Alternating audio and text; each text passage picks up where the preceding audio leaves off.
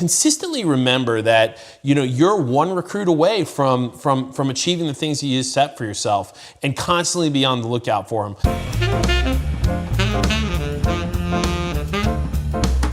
So a couple weeks ago, we dropped an episode, and I got just an incredible amount of feedback from entrepreneurs who, kind of sent me messages like, oh man, it was exactly what I needed to hear.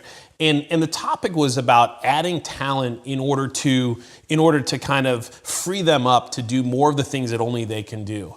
And I think what's important to understand is that adding talent is more than just that, right? When you add new people into your organization, you're adding a breath of fresh air, right? You're bringing more capacity, more potential. But think about the level of enthusiasm when somebody joins an organization. It's never higher than the day that they start, right? When you've cast that vision and you've told them what the potential is and where their opportunity is, day one, they come into it with great enthusiasm. And if you're bringing the value to them, right, in that part of the equation, ultimately that additional energy infusion into your organization may be all you need to explode to that next level.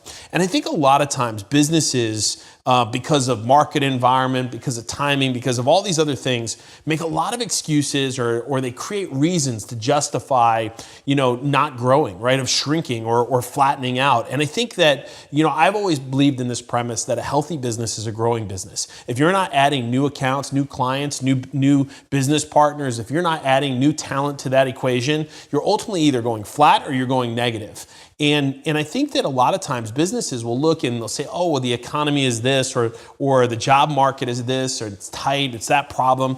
And ultimately, if you realize that you only ever sell to people that have the economics to buy your products, and you only hire people that are when the economy goes bad, you're able to hire people that maybe you wouldn't have been able to get previously. The talent pool expands when the economy gets worse, and I always look forward to it. In fact, I've launched multiple businesses in an economic downturn, knowing that I could actually climb out of it over the next 5 to 7 years and really get that lift that I needed. I'd have extra talent that I might not otherwise have been able to get. And I think a lot of businesses look at the impending, storm of a bad economy with great fear and trepidation.